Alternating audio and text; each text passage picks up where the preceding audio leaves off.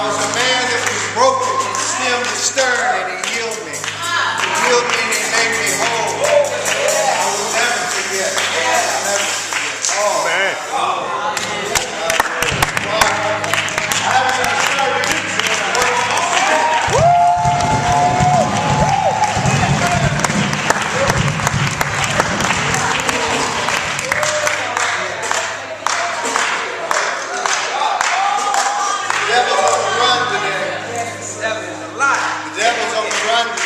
I'm going to give you some secrets of the devil today. All right.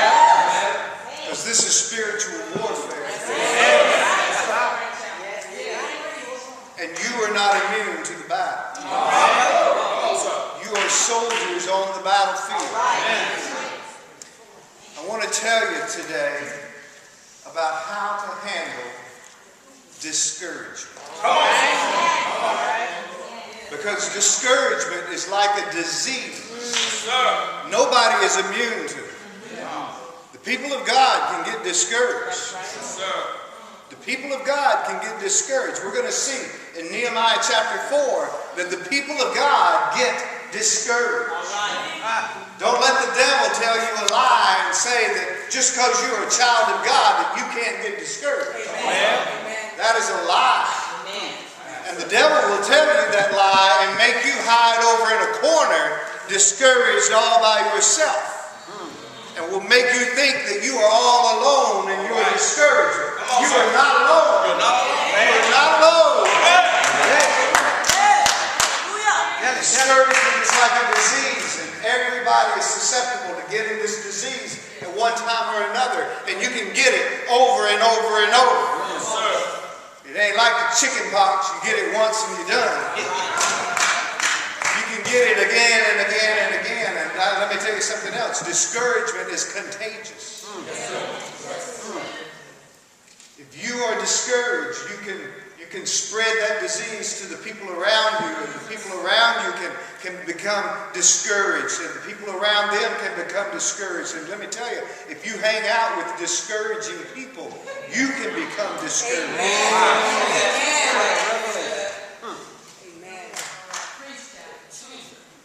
And I'm quite sure in a crowd this size, we've got some discouraged folks. Let's just be honest. Let's just be honest. There are some folk in here that are discouraged in their marriage right now. Tell it. You're discouraged at where you are in your marriage, or you're discouraged at where you are in that other kind of relationship that you have. You're discouraged. Some of you are discouraged in your job. You're working with people that you just can't get along, and they can't get along with you, and you're getting discouraged about it. Some of you are here and you're away from family, and you're in a foreign land, and you're looking at this tour of duty and how long you're going to be so far away from friends and family back in the States, and you're getting discouraged just because of time and distance away from loved ones, and you get discouraged. Some of you are discouraged because you've made financial decisions in your life that were mistakes when you made them. And now they're beginning to come back on you, and you're looking at it, and you're looking at the checkbook, and there's not enough money at the end of the month, and you're getting discouraged. Come on, sir. Tell it. Yes, sir. And some of you have children that you raised the best that you knew how at the time that you were raising them, and now they're out on their own and they're making their own decisions, and they're not the decisions that you want them to make now, and you are getting discouraged. Now, what happens when God's people get discouraged? I've got some good news for you. There are ways to overcome discouragement, and God has the answer. All right. I want to share with you today how to handle discouragement. But before I do that, I want to show you some ways that the devil slips discouragement into your life. Because if you recognize those inroads, if you recognize those ways that the devil slips discouragement into your life, maybe you can kind of plug the hole on the front end before it gets too big on the back end. And it comes from Nehemiah. We've already read 5 verses from Nehemiah, and we've got the background. The people of Israel have been in captivity in Babylon. And they've gone back to Israel and they are rebuilding the walls of Jerusalem. And they want to rebuild the temple. And they come across the enemies who are ridiculing them and despising them and mocking them. And we pick up in verse 6 and we read, "So we rebuilt the wall till all of it reached half of its height, for the people worked with all their heart. But when Sanballat," this is Nehemiah chapter 4, verse 7, "when Sanballat, Tobiah, the Arabs, the Ammonites, and the men of Ashdod heard that the repairs to Jerusalem's walls had gone ahead, and that the gaps were being closed, they were very angry.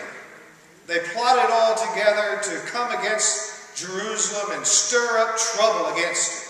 All right. But we prayed to our God and posted a guard day and night to meet this threat." Now look at verse 10. "Meanwhile, the people in Judah said, 'The strength of the laborers is giving out.'" Come on, sir. That's the first thing I want to point out to you. When you begin to get discouraged, it's because fatigue has begun to set in. The strength of the laborers was giving out. They were tired. They were tired. And you are susceptible to getting discouraged when you begin to get tired. Has anybody ever been tired? Sure. I can remember my mama used to tell us, "I am sick and tired of you children pushing my patience." All right. Come on, sir. One of the biggest whoopings I ever got was my mama said, "I am sick," and I finished it. And tired? I found out she wasn't tired enough to tear my behind. You ever been sick and tired? When you get tired, you are susceptible to getting discouraged. When you get tired, the devil is going to attack you. Amen. Right? Now, I believe in working hard. There's no problem with working hard. But along with working hard, you got to take care of yourself. You got to take care of yourself physically, mentally, spiritually, emotionally. Because when you get tired mentally, when you get tired emotionally, your marriage begins to suffer. All right. You need to get some emotional rest.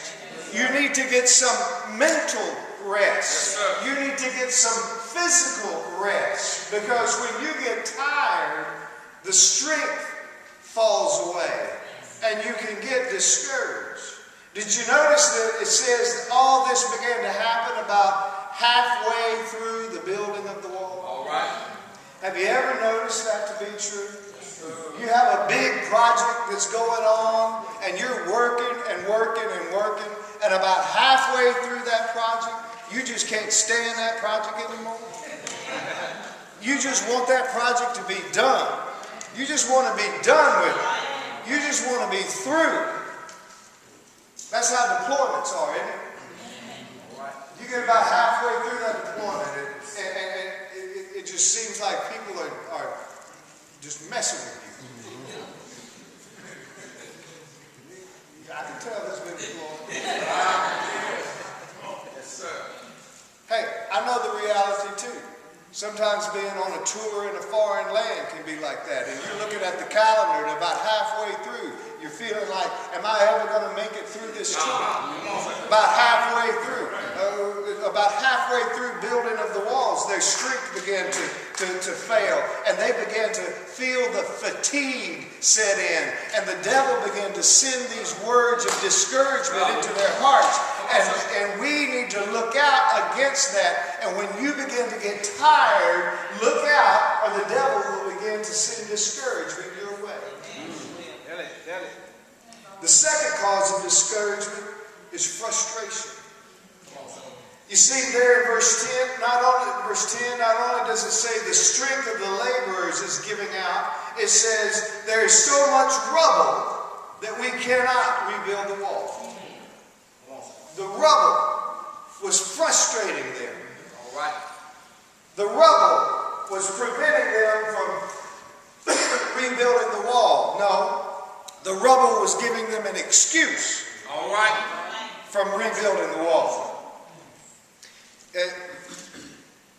I hope everybody takes a chance before you leave today to go in and look at my desk. Because my desk is clean right now. It's one of the few occasions that you will see my desk clean. Sergeant Ford can attest to that. He will testify that my desk is clean right now because they're starting to put new carpet in the old part of the building next week. And he came to me, he said, "Sir, by the end of the day Friday, you've got to clean your desk off because we got to move your desk out of your office so they can replace the carpet." My desk attracts rubble. Somebody know what I'm talking about? Somebody got rubble on the desk. Now there comes a time where I've got to clean the desk or I can't get any work done. Come on, sir. You got to clear the rubble. I'm wondering if somebody's got some rubble in your life. All right. Now you got to be honest now. If you got some frustration in your marriage, you better start looking at your marriage and see if you got some rubble in your marriage. Look out. If you got some frustrations at work, maybe you got some rubble at work. Maybe some of the rubble is rubble that you're bringing to work with you. You got to be honest with yourself. Maybe you are part of the rubble that you need to look at it and be honest with yourself. Don't let it be an excuse not to get the work done. Don't let it be an excuse not to get the work done, but let it be an honest examination. Is this rubble something that I can work with, or do I need to get rid of some of the rubble? All right. They were frustrated and they were getting discouraged and they were blaming it on the rubble, but what they needed to do was get rid of the rubble.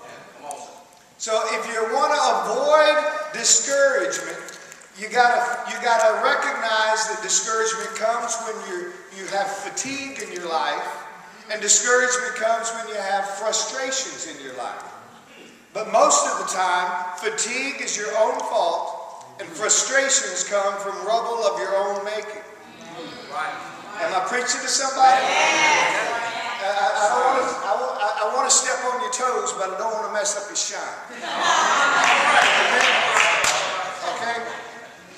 The third thing that I see is the cause of discouragement is also in verse 10. It says there's so much rubble that we cannot rebuild the wall. And that's failure. Come on, sir. Failure will discourage you. Yes, sir. Yes, sir. Because we often look at failure the wrong way. Yes. Come on now. Failure does not mean that you are a failure. Come on, sir. Come on, say that. Say that. People tend to personalize failure to a high level of degree. Now, I'm a success-oriented person. I know that. I recognize that in myself. I'm a success-oriented person. I think so long as that is in balance, that is a healthy way to be. But you have to have balance on that.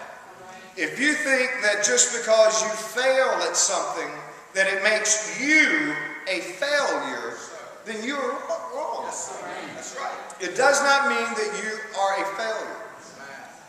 Now, there's a few ways that you can respond to failure in your life. Now, a couple of these ways are wrong. All right. And I've seen these in the Army. Somebody fails, and the first thing they want to do is blame somebody else. Come on, sir. Come on. Well, I wouldn't have failed if somebody else had done their job right. Right. Come on, say that. If somebody else had pulled their weight, they didn't meet their deadline, so I couldn't meet my deadline. I'm blaming somebody else. That's not right. I would have succeeded at my marriage, but my husband wouldn't cooperate.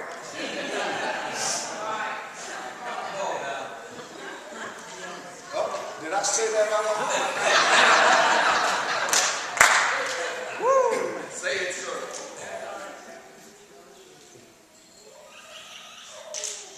Then other people, instead of blaming somebody else, they just want to throw a pity party. You know? Oh, I failed. It's the end of the world. I'm never going to be able to succeed in anything. It ain't ever going to work for me. Come on, sir. My life is over. And just going on and on and on. It's not the end of the world. We need to have a realistic look at failure.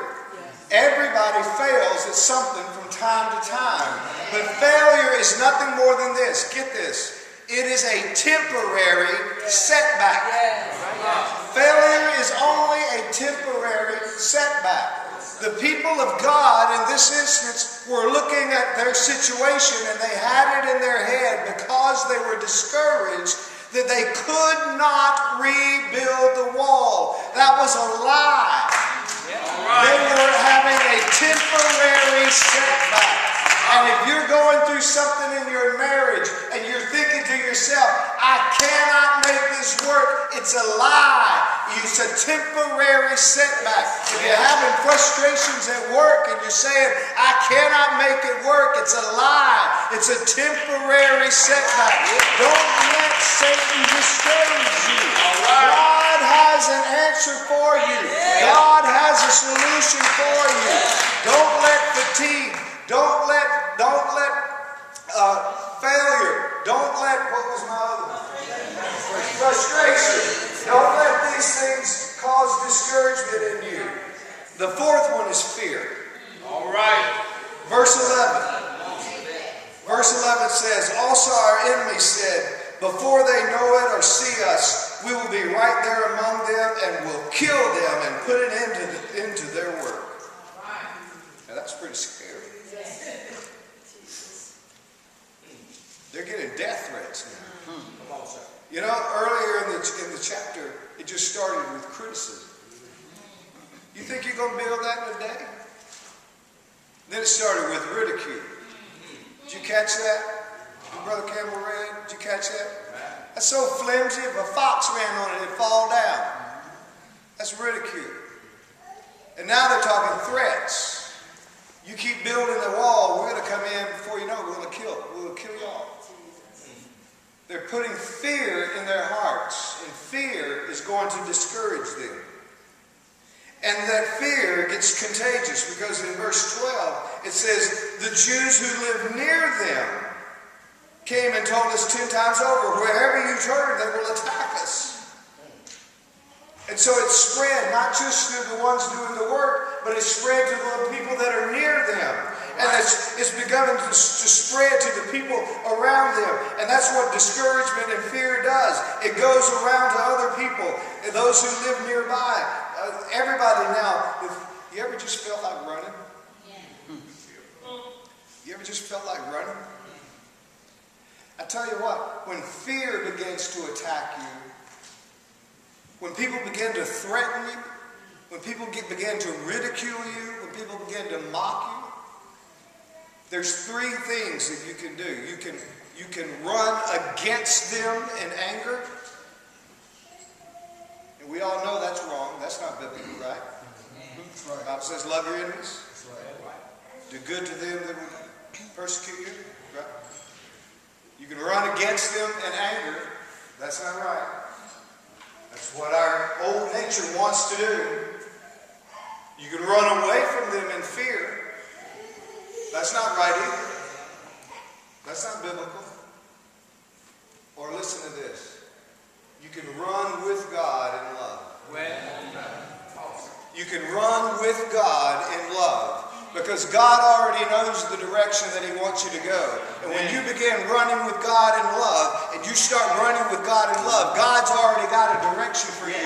God does not give a spirit of fear, but of love and power and a sound mind. Is that right? Is that scripture? Is that God talking to somebody?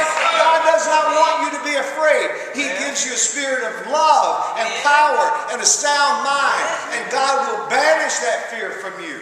Fear will make you discouraged, but God will take the fear out of your heart and give you encouragement in its place. So enough about the causes of discouragement. Let's talk about the cure for a minute. Let's talk about the cure. Look at verse 13. Therefore I stationed some of the people behind the lowest points of the wall at the exposed places, posting them by families with their swords, spears, and bows. You see what he's doing? He's reorganizing. He's reorganizing.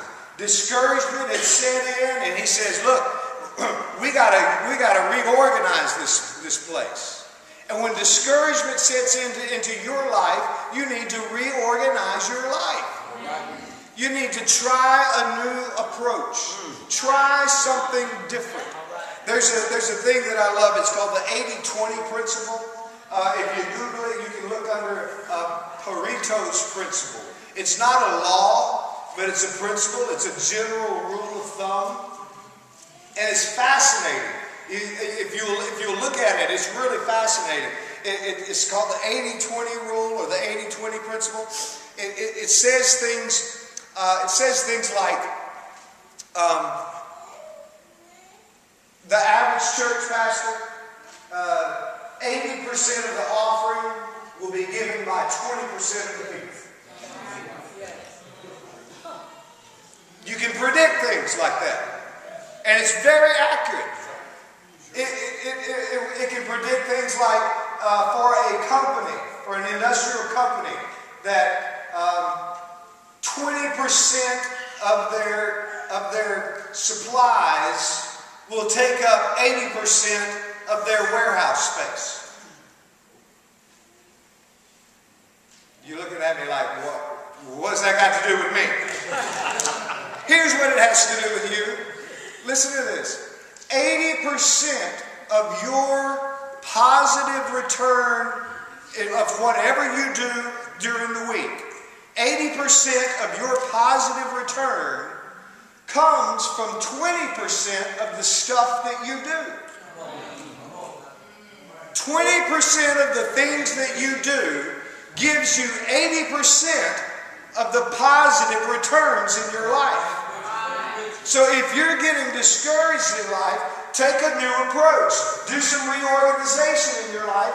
Focus on that 20% that gives you the 80% positive results. If you will spend more time just focusing on that 20% that gives you already the 80%, if you'll give the 20% real quality time and put real effort into that 20%, you will already just normally, naturally become more productive and less discouraged in your week. Does that make good sense to somebody? Am I helping somebody out? Right. This is good stuff. But notice how he reorganized. He reorganized by families. That tells me that if you are discouraged, you need a support group. Come on, sir. Now, I did not say family because we can't all have families. All right? Some of us are separated from our families, and you need your families. I believe in Skype. Amen? That wasn't an advertisement for you online. All right? I believe in Skype. I believe in FaceTime. I believe in all those things. But we need physical interaction. That's one of the reasons that this church does family night. It's to give you an opportunity to come out on a night once a month and have positive interaction. It's not, listen, it's not just about having good Christian fun and fellowship. It's about giving you an opportunity to draw strength and encouragement from one another and to fight off discouragement that's out there. That's what it's about. You need a support group, and families and support groups, those are the ones. Let me read to you Ecclesiastes. Don't turn to it, I'll just read it to you. You can look it up later. Ecclesiastes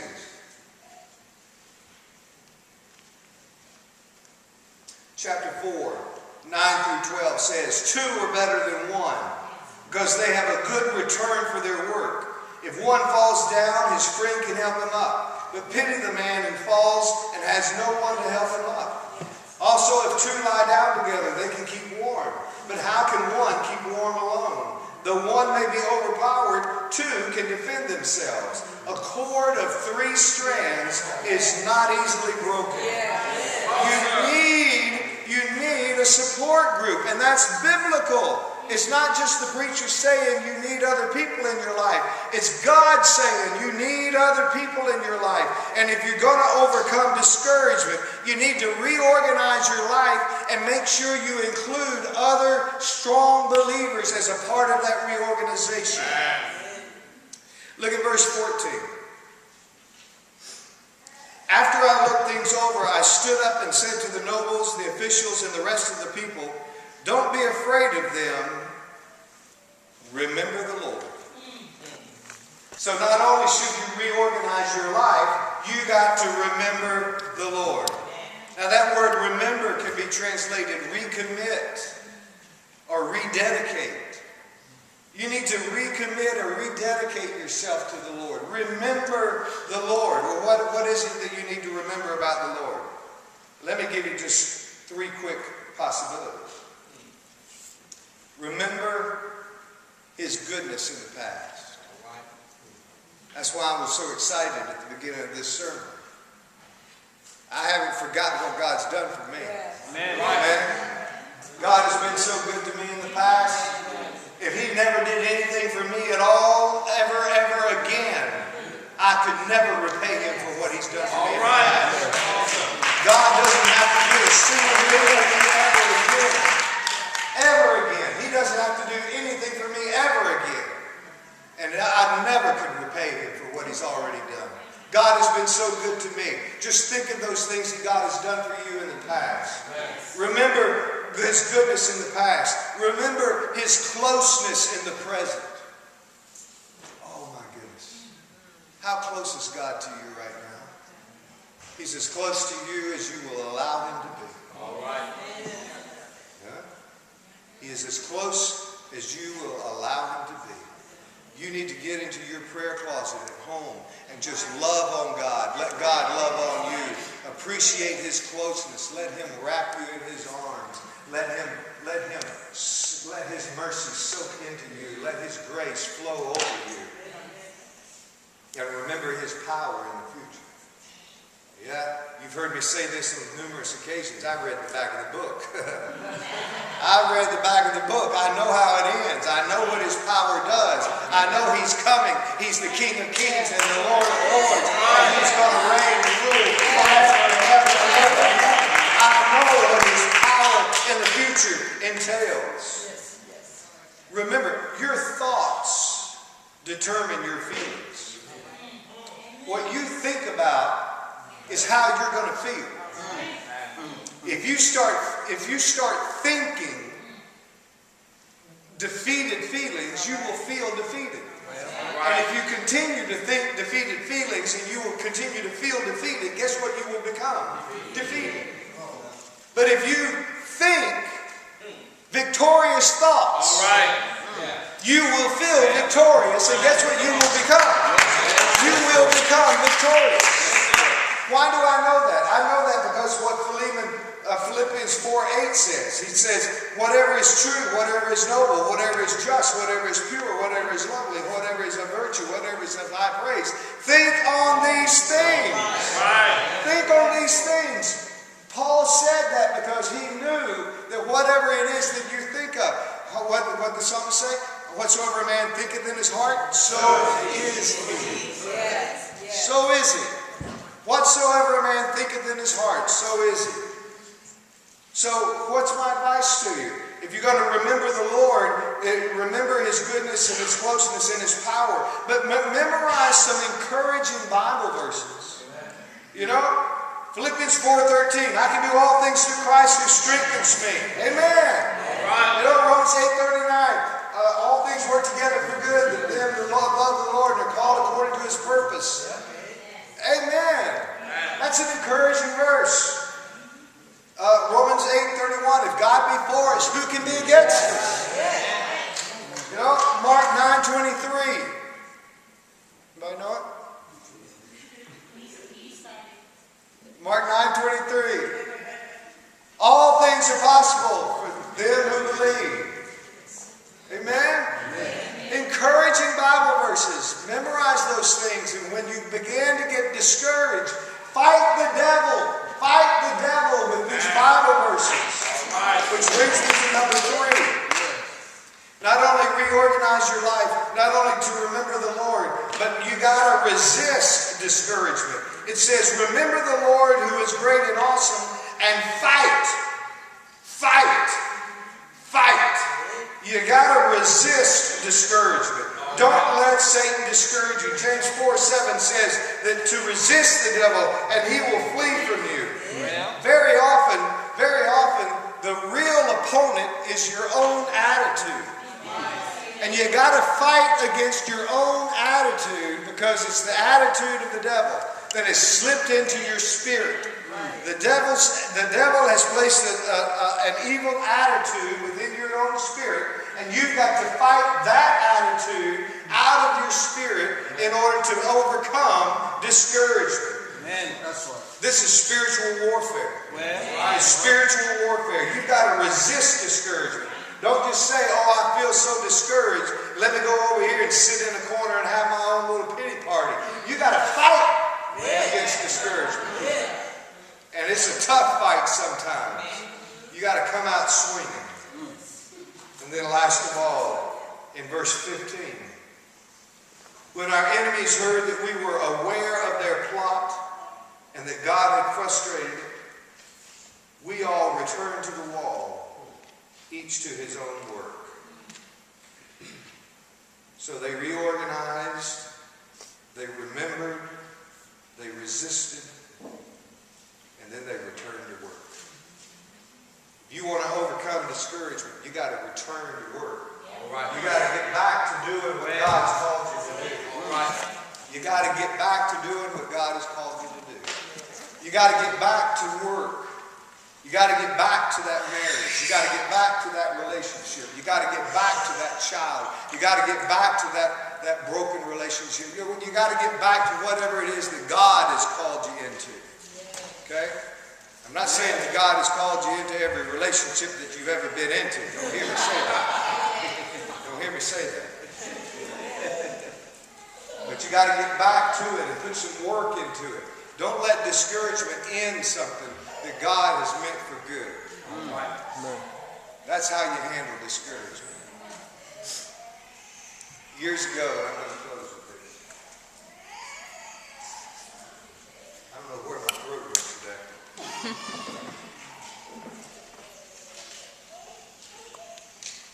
Years ago, I was a volunteer for Special Olympics. Everybody know what Special Olympics is? Yes, sir.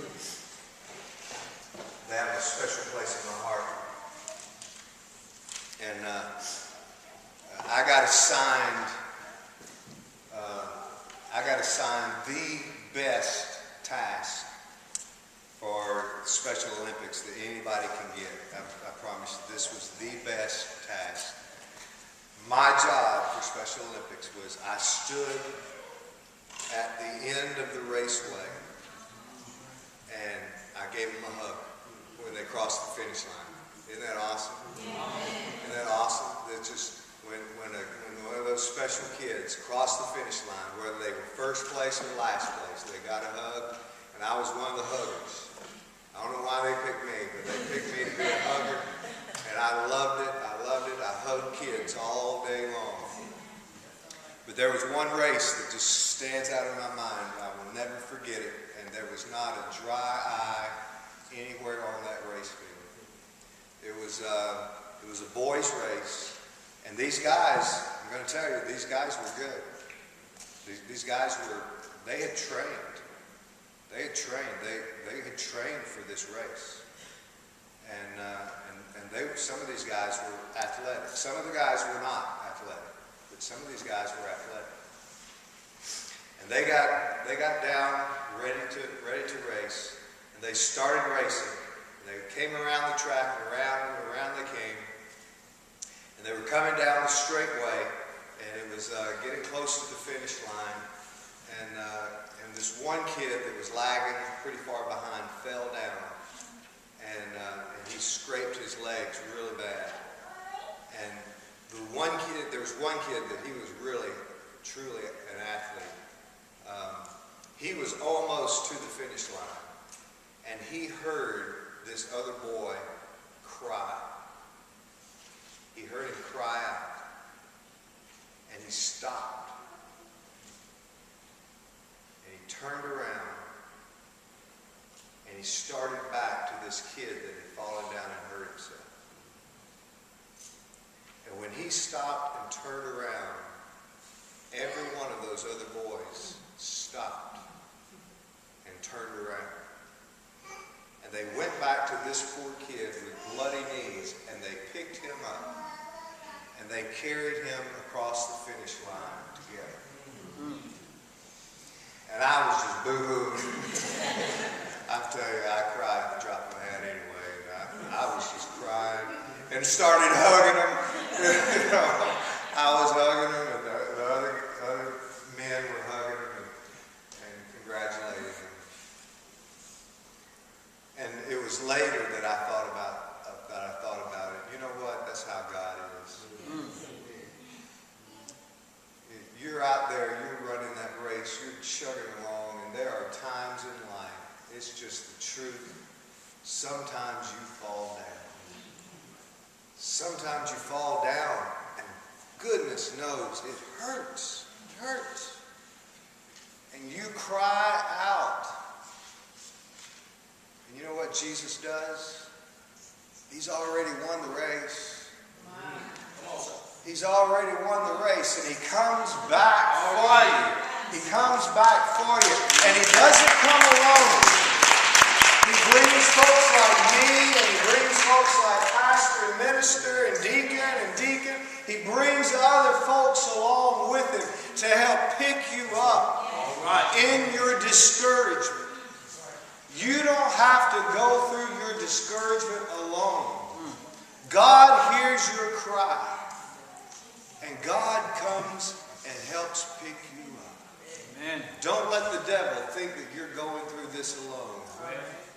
God hears you. And he cares. And he carries you through your discouragement. Let me pray for you. God, I love you so much. I'll never forget when you picked me up and you carried me through a discouraging time. God, there are people here today that are going through discouragement.